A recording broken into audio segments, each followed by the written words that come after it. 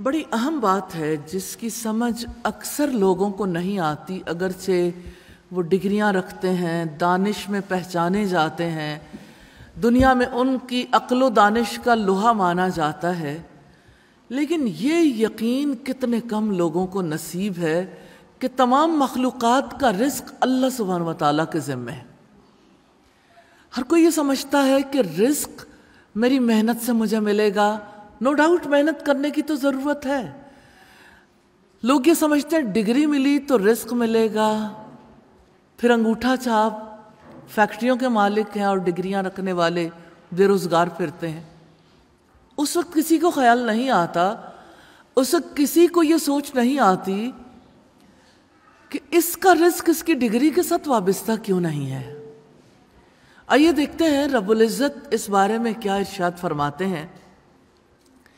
وَمَا مِن دَابَّةٍ فِي الْأَرْضِ إِلَّا عَلَى اللَّهِ رِزْقُهَا وَيَعْلَمُ مُسْتَقَرَّهَا وَمُسْتَوْدَعَهَا كُلٌّ فِي كِتَابٍ مُبِينٍ۔ زمین میں چلنے والا کوئی جاندار نہیں مگر اس کا رزق اللہ تعالیٰ کے ذمے ہے، اور وہ اس کے ٹھہرنے کی جگہ کو بھی جانتا ہے اور اس کے سونپے جانے کی جگہ کو بھی۔ سب کچھ ایک واضح کتاب میں ہے۔ ذرا غور کیجئے زمین میں کتنے جاندار بستے ہیں، جانور، پرندے، سمندری مخلوق، ہر کوئی جب صبح ہوتی ہے بھوکا ہوتا ہے۔ ہر کسی کی نیچر مختلف، ہر کسی کا مزاج مختلف، ڈیمانڈ مختلف۔ کوئی ایسا جانور نہیں ہے جس کا رزق اللہ تعالیٰ کے ذمہ نہ ہو۔ ماں کے پیٹ میں پلنے والے بچے کا رزق بھی اللہ سبحانہ و تعالیٰ کے ذمہ ہے۔ اسی طرح زمین کے کونے کونے میں بسنے والے انسانوں کا رزق بھی اللہ تعالیٰ ہی کے ذمہ ہے۔ سیدنا حذیفہ بن اسید سے روایت ہے کہ نبی کریم صلی اللہ علیہ وسلم نے ارشاد فرمایا، 40 یا 45 رات تک نطفہ جب رحم میں ٹھہرتا ہے تو فرشتہ اس پر داخل ہو کے کہتا ہے، اے رب یہ بدبخت ہے یا نیک بخت، پھر انہیں لکھ دیا جاتا ہے۔ پھر کہتا ہے، اے رب یہ مذکر ہوگا یا مؤنث، پھر یہ دونوں باتیں لکھ دی جاتی ہیں اور اس کے اعمال و افعال، موت اور اس کا رزق لکھا جاتا ہے۔ پھر صحیفہ لپیٹ دیا جاتا ہے، نہ اس میں زیادتی کی جاتی ہے نہ کمی، یہ تقدیر ہے۔ اللہ سبحانہ و تعالیٰ نے کسی کی پیدائش سے پہلے جب انسان گوشت کی حالت میں نہیں ہوتا، سوچئے نطفے کی حالت سے وہ ابھی جمع میں خون کی صورت میں، تقدیر پہلے سے لکھ دی گئی۔ انسانوں اور جانوروں کی ضروریات مختلف نوعیت کی ہیں، مختلف غذائیں کھاتے ہیں، اس کے باوجود اللہ سبحانہ و تعالیٰ ہر ایک کو اس کا رزق پہنچاتا ہے۔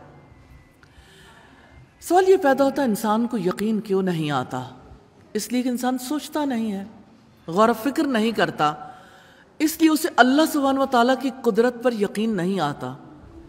اللہ تعالیٰ جانتا ہے کہ اس نے کس ماں کے پیٹ میں جنم لیا، اللہ تعالیٰ جانتا ہے کہ اس نے کس قبر میں جانا ہے۔ اس سے اندازہ ہوتا ہے کہ اللہ سبحانہ و تعالیٰ کا علم کتنا وسیع ہے، سب کچھ ایک واضح کتاب میں ہے، کتنا ایکوریٹ سسٹم ہے، کوئی کمی نہیں، جہاں ہر چیز تحریر کی ہوئی ہے، کتنی زبردست ڈاکومنٹیشن ہے۔ انسان اللہ تعالیٰ کے علم کو اپنی محدود سوچ میں لانا چاہے تو کانپ اٹھتا ہے، رونگٹے کھڑے ہو جاتے ہیں۔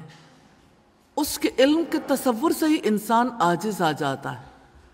انسان جتنا غور کرتا چلا جاتا ہے اللہ سبحانہ و تعالیٰ کی عبادت پر راضی ہو جاتا ہے۔ یقین اسی طرح انسان کے دل کے اندر آتا ہے، ایک لفظ کے ساتھ یقین اندر نہیں اترتا۔ یقین کے لیے تفکر ضروری ہے، اسی لیے رب العزت نے حکم دیا ہے غور و فکر کا۔ افلا یتدبرون القرآن، کیا وہ قرآن میں غور و فکر نہیں کرتے؟ ام علی قلوب اقفالها، یا ان کے دلوں پر تالے پڑے ہوئے ہیں۔